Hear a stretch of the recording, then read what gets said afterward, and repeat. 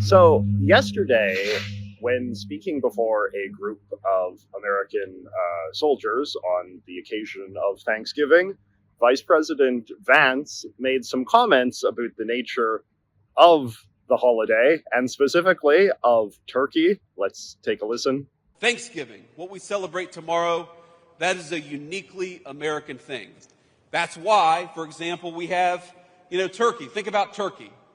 Who really likes, be honest with yourselves, who really likes turkey? You're all full of shit. Everybody who raised your hands. I know. Think about it. And here's how I know that every single one of you who raised your hand is lying to me.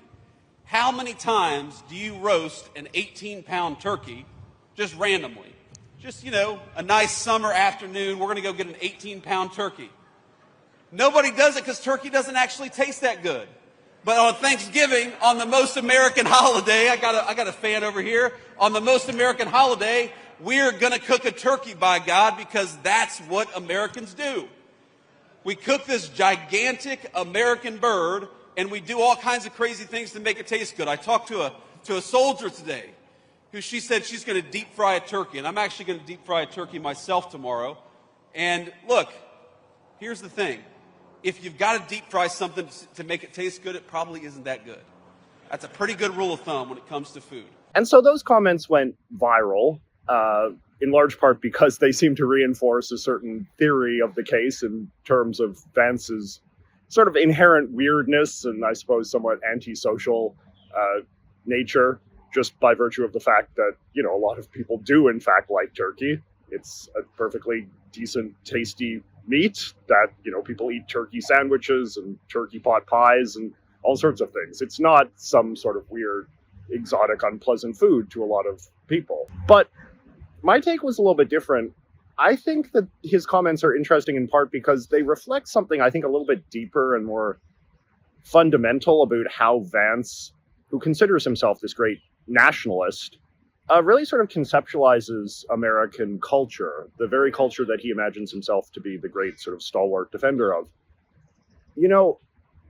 His comments about turkey and the idea that it's fundamentally this unpleasant food that, we have to endure because, that's what Americans do and that's just kind of how it is. Like, it reflects a sort of sense that culture and American culture is fundamentally something that kind of has to be imposed and has to be sort of, you grit your teeth and just kind of endure it out of some sort of root obligation, as opposed to the idea that this is something that has kind of risen organically and actually naturally reflects, sort of sincere desires and sort of sincere passions, whether that comes through the market or through immigration or, just kind of through any of the natural forces that have shaped American culture over the years. Instead, Vance doesn't sort of have a kind of holistic, organic view of culture in that sort of way. No, to him, it is something, in some ways, I don't know, I don't want to overstate it, but in some ways it kind of comes off as something a little violent,